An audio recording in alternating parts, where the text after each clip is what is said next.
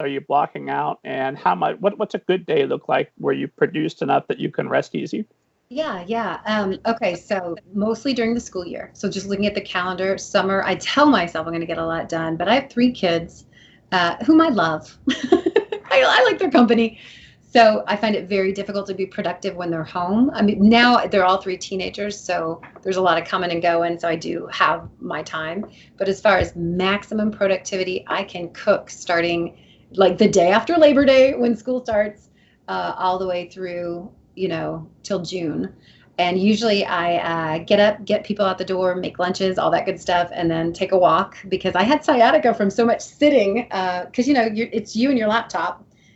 So a couple years ago, that was a very painful thing. So I'm a walker, and walking's great for like plotting and dialogue and just sorting out all the tangles in your head with all the writing. Walk first before you put anything on paper? I walk first because it's a great time to kind of just get myself mentally prepared.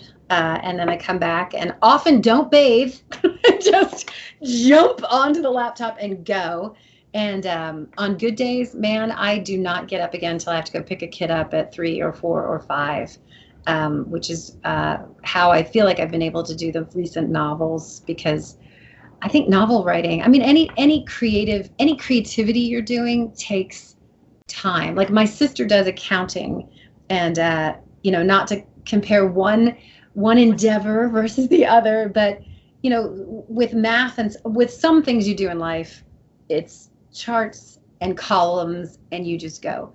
With creativity, it's not a light switch you can turn on and off. You have to kind of build toward a creative stretch and give yourself mental space, physical space to just kind of like think about things and then go and process. So there's like a ramp up there. So I try to give a lot of hours to it. I know I've read about people, everybody has their different creative process. I have read about people who do 1,000 words a day or 2,000, or they'll write for 3 hours and that's it. Anything beyond that taxes them.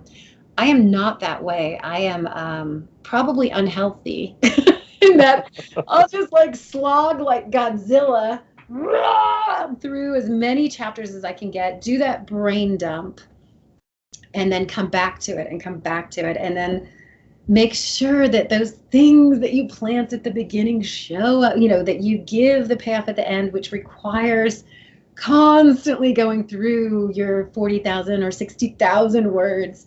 So, and then I do it until I can't take it anymore. And then that's when I know it's time to turn it into somebody. So creative process for me is as many hours as I can get, 5 days a week, weekends off, because I have people that I need to interact with and a dog. And then walks, lots of walks, sometimes 2 a day, depending on what I'm trying to sort out. Well, I know that I've always said that if I ever had 2 authors come on and they both tell me identical stories, that they do everything the exact same way and they write identical things and they get identical results from their writing, that's the last podcast. I'm done. I don't need to talk to anybody else. I'm going to do what those folks are doing. Everybody has their way. Mine, I think, is really ugly. There's that, Bird by Bird by Anne Lamott. It's a great, figuring out life, figure out writing book to read. But there's this chapter called The Shitty First Draft. And in it, she talks about how she's so afraid that she's going to get in a car accident and then somebody's going to come into her office and see how terrible her first draft is. I kind of live that way. So I get the first draft out and then I quickly try to get it in better shape just in case I'm hit by a car and somebody's going to come read what I wrote. But I feel like it's an ugly process from my perspective, but maybe every other author is hiding the same ugly process. Their own. We have surpassed Crikey. Goodbye. Do you have particular rituals that you need to do? Do you have to have your cup of coffee after your walk? Do you play a certain song to get you in the mood? How do you get that? I always refer to it as almost like a self-hypnosis to get to that place where you can get the story out. What gets you there? I'm pretty superstitious. Like I have a drink, usually coffee, but I already had my coffee today. I didn't want to be too twitchy, but I have ice water. I usually arrange everything in a particular way. And then I don't talk about certain things. It's just like, if you have you're pregnant with a baby and you don't want to talk about the name of the baby until the baby arrives or whatever. I try not to disclose too much about what I'm writing about, just because I get superstitious about things. And I never, ever end a writing day with a completed chapter, because I'm just afraid of writer's block. And I'm afraid that if it's a tidy end of chapter, I'm just going to sit down the next day and go, well, I don't know where to go.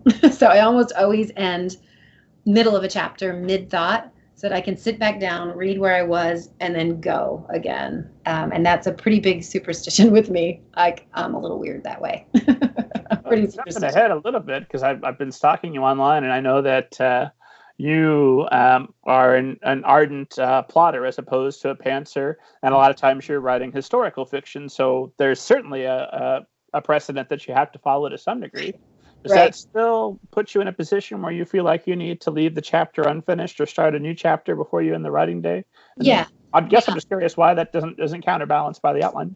It was funny when I first joined a critique group. Everybody in the critique group were pantsers, and they liked that sort of wind in the hair thrill of just seeing where the characters took them. And I was like, okay, I can do this. And then I realized I wasn't getting anywhere. And the more I thought about it, I was like, if I'm going on a bike ride, I tend to know where I'm going and where I'm going to come, where I'm going to end. So I realized that I was a plotter. And so even though there's a lot of historical stuff in my books, I still have to figure out my own route with it. And that's something I wrestle with. And, maybe we'll get to this later in the discussion, but, the history and the fiction, how much is mine and how much do I need to honor history? So how much is sort of already laid out for me and how much do I get to bring to it? So, I still am a plotter, and I still, don't always, feel comfortable with leaving, with being too like I'm afraid I'm going to lose the thread, so that's why I try to have my little devices to bring me back to the moment as I get through it, because I don't feel like it's all laid out for me, even though it's historical stuff.